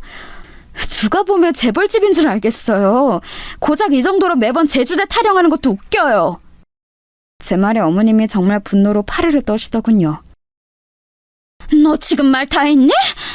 너 같은 내가 어떻게 감히? 또 그러시잖아요. 너 같은 애 감히. 아니 이 집이 얼마나 대단하길래 그런 말을 하시는 건데요 대체? 제 말을 가만히 듣고 있던 형님이 나서더군요. 동서네가 많이 기우는 건 사실이잖아. 어머님이 조금 격하게 말씀하셨기로서니 어른이 화가 나면 그 정도는 할 수 있는 거 가지고 동서도 너무한 거 아니야? 제가 너무하다고요? 동서가 먼저 예고도 없이 모든 집안일에서 손을 떼게 다 한 것도 다들 받아들이고 넘어가고 있잖아. 미리 상의라도 해줬으면 좋았을 텐데. 제가 어이가 없어서 코웃음을 치자 모두가 저를 바라보더군요. 이 집안 사람들은 대체 왜 다들 이 모양인 거예요? 뭐? 제 일이 아닌 걸 그동안 제가 혼자 희생해가며 하고 있었던 건데 그걸 왜 집안 식구들의 허락을 받아야 하는 건데요 대체? 왜 당연하게 그 일이 제가 해야 할 일이라고 생각하시는 거예요? 제 그 말에 시어머니가 다시 한번 제 뺨을 때렸습니다. 짝 하는 소리와 함께 제 고개가 돌아갔어요. 너무 아프고 놀라서 볼을 부여잡고 돌아갔던 고개를 다시 시어머니에게 돌렸더니 벌개진 얼굴로 씩씩거리면서 서 있더군요. 너 같은 애 지금 당장 나가도 아무도 뭘 안 하니까 당장 나가. 어디서 이딴 게 들어와서 시어머니랑 손이 똥서 가는 말에 꼬박꼬박 말 듣고 나고 나가! 제일 충격적이었던 건 남편의 반응이었어요. 제가 맞는 걸 두 눈으로 봤으면서 중간에서 어쩔 줄 모르고 서 있기만 할 뿐 아무 행동도 취하지 않더군요. 정말이지 그 부분에서 이제 이 남자당을 살 수 없겠구나라는 생각이 들었습니다. 동서, 얼른 어머니께 죄송하다고 사과드려, 빨리! 여기는 아무도 내 편이 없다는 사실도 사실이었지만 사람 취급받지 못하고 있다는 게 너무 실감이 됐어요. 재주씨가 아직 현실을 잘 모르네. 그림 그려서 돈 얼마나 번다고 그냥 어머니랑 와이프가 하라는 대로 하면서 지금처럼 지내요. 밖에서 이제 뭘 할 수 있는 나이도 상황도 아닌데. 그만 고집 부리고 좀. 왜 이렇게 사람이 멍청하고 고집이 세? 다들 시어머니 옆에 붙어서 저를 나무라더군요. 누가 봐도 제가 잘못한 게 아닌데 말이죠. 남편은 무슨 이야기를 하려나 싶어 눈길을 남편에게 돌렸습니다. 일단 사과드리고 다음 이야기는 나랑 집에 가서 하자. 자기야. 남편의 입에서 그 말이 나오자마자 오늘 모든 걸 끝내야겠다 생각했어요. 그래서 숨을 크게 들이마시고 이야기를 시작했습니다. 다들 오늘 처음 알게 될 그 이야기를 말이죠. 저희 아버지가 살아계셨을 때 뭐 하셨는지 아무도 모르시죠? 그 이야기를 지금 왜 꺼내냐는 얼굴로 모두가 저를 바라보더군요. 살아계셨을 때 부동산으로 돈을 좀 크게 버셨거든요. 제가 그림 그린다니까 반대가 정말 심하셨어요. 그래서 아버지 돈은 절대 쓰지 않겠다고 다짐하면서 집을 나와서 월세살이를 했거든요. 남편이 무슨 소리를 하냐는 얼굴로 저를 바라보더군요. 자신도 처음 듣는 이야기일 테니까 당연히 그랬겠죠. 그때 이 사람 만나 연애했어요. 아빠가 그것도 참 반대하셨는데 집안이 너무 기운다고 그런 남자랑 연애하지 말라고 말이죠. 시어머니가 지금 무슨 소리를 하냐는 얼굴로 제 앞에 서더군요. 우리 집이 기운다니 너 지금 어디 머리 아프니? 돌아버린 거야? 무슨 소리를 하는 거야 지금? 제 이야기 아직 안 끝났으니까 끝까지 들으세요. 제가 무서운 표정으로 그렇게 말하니 조금 움찔하더군요. 제가 말을 이었습니다. 저는 어차피 아버지 돈 물려받을 생각도 없고 도움받을 생각도 없었으니까 그냥 그러시던지 말던지 신경 안 쓰고 이 사람이랑 연애했고요. 근데 그 와중에 사고로 두 분 다 돌아가시는 바람에 이 사람한테 우리 집 이야기할 겨를도 없었고 좀 지나고 보니 내 멋대로 살고 싶어서 아버지 도움 안 받겠다고 하고 집 나온 건데 이제 와서 그런 아버지 재산 이야기하는 것도 웃겨서 그냥 아무한테도 이야기 안 하고 있었단 말이죠. 당신 아버지한테 물려받을 재산이 있다는 말이야? 시어머니가 그 말에 코웃음을 치더군요. 얼마나 대단히 많이 물려받았길래 이 정도로 당당하니? 우리 집안이 부족한 게 뭐가 있다고? 네가 재산 좀 있다고 이제 와서 그래. 미안하다 할 것 같니? 이번에는 제가 코웃음을 쳤습니다. 미안하다고 사과하셔도 어차피 이제 그 사과 받을 생각도 없고요. 저는 오늘부로 이 사람이랑 이혼할 건데 여기 계신 분들한테 오늘 제 결정을 말해야 하니까 그러려면 이 이야기를 해야 해서 하는 거예요. 제 그 말에 모두가 무슨 이야기를 하냐 하는 얼굴로 저를 바라봤습니다. 아주버님 병원 제가 지금 2년째 월세 안 올려드리고 있거든요. 그거 다음 달부터는 원래 시세대로 올릴 테니까 그런 줄 아세요. 제 그 말에 모두가 눈을 동그랗게 뜨고 저를 바라봤습니다. 대체 무슨 말을 들은 건지 모르겠는 듯한 얼굴들이었어요. 그 건물주가 저희 아버지셨거든요. 지금은 저고요. 아직도 상황 파악이 안 되는 것 같았습니다. 제가 사실 이번 일만 잘 넘어가면 그냥 월세 안 내도 된다고 이야기하면서 다 말씀드리려고 했는데 이렇게 됐네요. 이제는 남들 거니까 재산 정리는 확실하게 해야겠죠. 모두가 입을 떡 벌리고 있는 와중에 시어머니는 도저히 그 말이 믿기지 않는 듯 보였어요. 쟤 정말 미친 거 아니니? 어디서 헛소리를... 헛소리인지 아닌지는 나중에 보시면 알겠죠. 그리고 당신은 내가 이혼서를 준비하면 거기에 도장 찍을 준비나 해. 그러고 그 집을 나왔습니다. 맞은 뺨이 정말 얼얼했어요. 집으로 들어와서 정말 필요한 것들만 바로 가지고 집을 나왔습니다. 사실 남편이 바로 따라 나올 줄 알았는데 그것마저 제 착각이었더군요. 아마 진짠지 아닌지에 대한 이야기를 거기서 나누고 있었겠죠. 집을 나와 호텔로 갔어요. 남들은 이럴 때 집 나오면 친정에 가서 부모님께 한탄도 하고 편도 들어달라고 하고 그런다던데 저는 그럴 부모님이 계시지 않다는 게 다시 한번 실감이 나더군요. 눈물이 났습니다. 그리고 그동안 제가 얼마나 호구 등신처럼 살아왔는지 생각하면 할수록 알겠더군요. 그들 중엔 저를 가족으로 생각하는 사람은 아무도 없었다는 사실도 다시 한번 깨닫게 되었습니다. 심지어 제 남편까지 말입니다. 얼마나 지났을까 남편에게서 전화가 왔어요. 자기야 들어와. 내가 잘못했어. 내가 네가 잘못했다고 하면 아 그래 다 용서해줄게 하고 집에 곱게 들어가려고 그날내려 피우고 나왔는 줄 아니? 어머님이랑도 잘 이야기했어. 다시는 당신 일 안 시키고 무시도 하지 않으신대. 왜? 내가 돈이 많아서? 그 말이 아니잖아. 그게 어떻게 그 말이 아니야? 바로 직전까지만 해도 나를 그렇게 무시하던 양반이 하루아침에 안 그러겠다고 하는데? 그게 내가 가진 돈 때문이 아니면 뭔데? 그랬더니 남편은 한동안 대답이 없더군요. 그런 말로는 도저히 저를 설득시킬 수 없다는 걸 알았는지 이번에는 다른 방법을 쓰기 시작했습니다.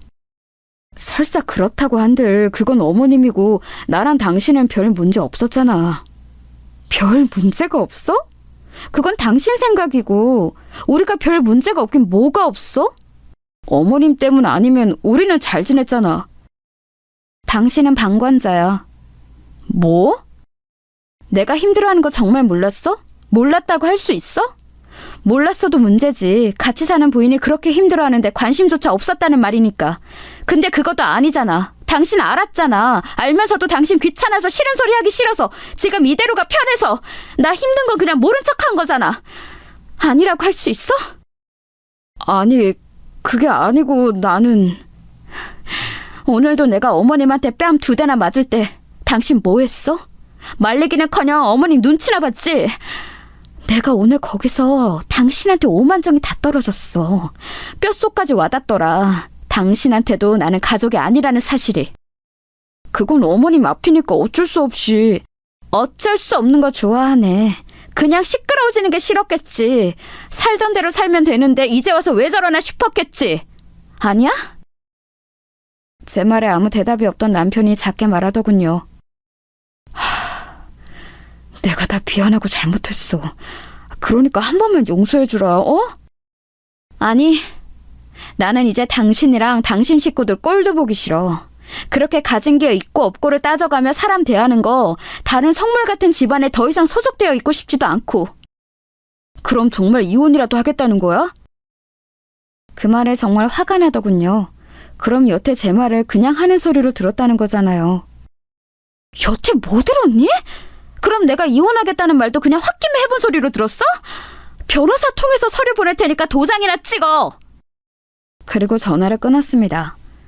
그리고는 그 후로 걸려오는 모든 전화를 받지 않았어요. 얼마 뒤 변호사님과 상의해 이혼 서류를 보냈습니다. 만약에 합의를 해주지 않으면 소송을 진행할 생각이었어요.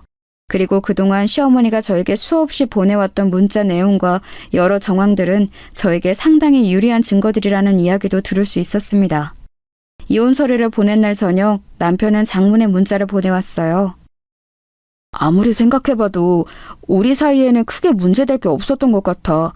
나는 당신과 이혼하고 싶은 마음이 없어. 당신이 말했던 것처럼 내가 중간에서 제대로 된 남편 노릇을 하지 못한 건 정말 미안해. 앞으로는 그러지 않고 당신 남편으로서 최선을 다할게. 그러니까 우리 이혼만은 하지 말자. 라고 말이죠. 문자를 읽는 내내 코웃음이 나왔습니다. 그리고 깨달았어요. 아, 나는 이제 이 남자에게 조금의 애정도 남아있지 않구나 하고 말입니다. 곧장 소송을 진행했습니다. 그러는 동안 정말 웃기는 소식 하나를 더 들을 수 있었어요. 혹시 강남에 있는 건물 파실 생각이세요? 아니요. 왜 그러시는데요? 아니, 누가 부동산에 강남 건물에 대해서 물어보고 다니면서 요즘 시세가 어떠냐고 자꾸 묻는 사람이 있다고 해서요. 쎄한 느낌에 알아보니 아니나 다를까 시어머니였습니다. 그 주변 부동산을 다니면서 제가 가진 재산들에 대해 알아보고 다니셨더라고요. 정말 투명하게 속물인 사람이죠. 한마디 할까 싶었지만 그냥 내버려뒀습니다. 그리고 그런 생각도 들었어요. 제가 가진 재산을 다 알게 되면 나중에 더 땅을 치고 후회하겠지라는 생각 말입니다. 이혼 소송장을 접수하고 얼마 지나지 않아서 그 소식이 남편과 시댁 식구들 사이에 다 전달된 모양이었습니다. 그리고 아주버님의 병원 월세를 올린다는 소식도 말입니다. 시어머니께서 전화가 왔거든요. 좀 만나줄 수 있겠니? 말투부터 다른 사람이었습니다. 그 전에 저를 대하던 모습과는 완전히 360도 다른 사람의 모습이었어요. 사실 그 자리에 나가지 않을까 하는 생각도 들었지만 궁금하긴 하더군요. 시어머니가 어떤 모습으로 저를 대할지 말입니다. 그렇게 좋아하는 돈으로만 보면 제가 형님보다 수십 번은 더 많았거든요. 아, 나왔니? 일찍 오셨네요. 약속 시간보다 10분이나 먼저 나가는데도 시어머니는 이미 와 있었습니다. 그리고 처음 보는 웃음을 지으며 저를 맞아주더군요. 정말 저에게 그런 웃음을 짓는 건 생전 처음 보는 일이었습니다. 좀 서둘러 나왔다. 일단 앉으렴. 속이 빤히 보이는 그 행동에 속으로 웃으며 자리에 앉았습니다. 네가 그러고 나가고 나서 내가 곰곰이 생각을 해봤다. 내가 정말 많이 잘못하면서 살았더구나. 네 말처럼 네가 하는 것들을 너무 당연하게 생각했어. 세상엔 당연한 건 없는데 말이야. 이제라도 아셔서 다행이네요. 그래. 네 말처럼 그 일은 네 일이 아닌데 그동안 우리가 너한테 너무 많은 걸 요구하면서 편하게 지내왔다는 생각이 들더구나. 그래서 나도 나고 큰애도 그렇고 정말 많이 반성하고 있다. 정말 하나도 믿기지 않는 말들 뿐이었지만 어차피 이제는 저랑 상관없는 사람들이라는 생각에 가만히 듣고만 있었습니다. 그랬더니 시어머니는 제 그 반응이 긍정적인 신호라고 받아들이신 것 같더라고요. 대뜸 제 손을 잡으셨습니다. 처음 있는 일이라 소름이 돋을 뻔했어요. 그 화난 마음 충분히 이해한다. 우리가 너 마음 풀릴 때까지 정말 최선을 다해서 사과하고 반성할 테니까 용서하거라. 제 손을 잡고 있는 시어머니의 손을 빤히 바라보다가 힘을 줘 빼냈어요. 제 그 반응에 놀란 듯 움찔하는 시어머니가 느껴졌습니다. 네, 반성하셨다니 너무 다행이고 앞으로는 그러지 말고 잘하세요. 그래, 네가 용서해준다니 너무 저 말고 새로 들이실 며느리한테요. 제가 용서한 줄 알고 반색하던 시어머니가 뒤에 이어지는 말에 멍한 얼굴이 되더군요. 그 얼굴을 보고 비웃음이 나왔습니다.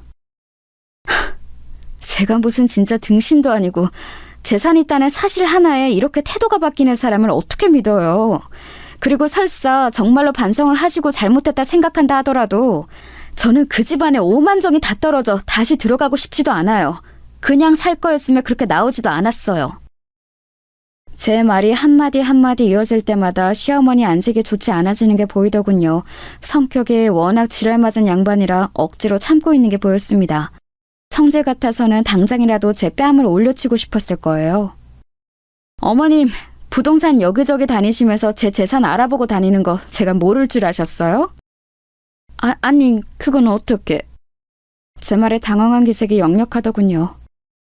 그 동네가 소문이 얼마나 빠른데 어머님이 그러고 다니시면 당연히 이야기가 나오죠.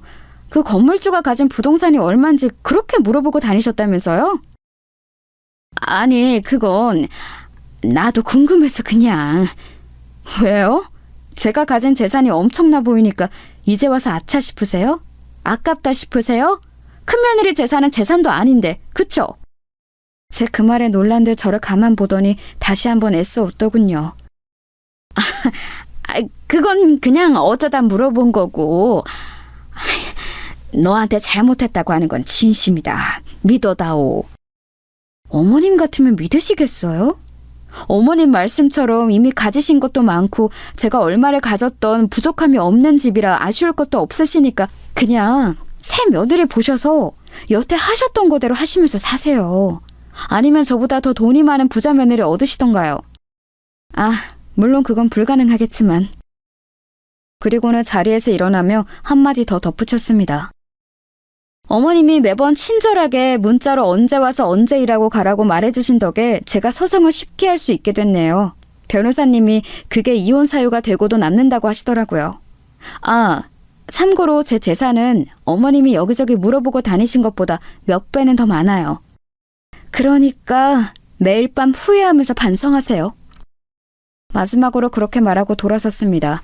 그 뒤로도 남편의 끝없는 설득과 시어머니와 형님이 번갈아가며 미안하다고 연락해왔지만 대부분 무시하거나 흘려들었어요. 듣기로 시어머니는 남편에게 저를 반드시 데려오라고 그러셨다는 것 같았습니다. 물론 목적은 제가 아니라 제가 가진 돈이겠지만 말이에요.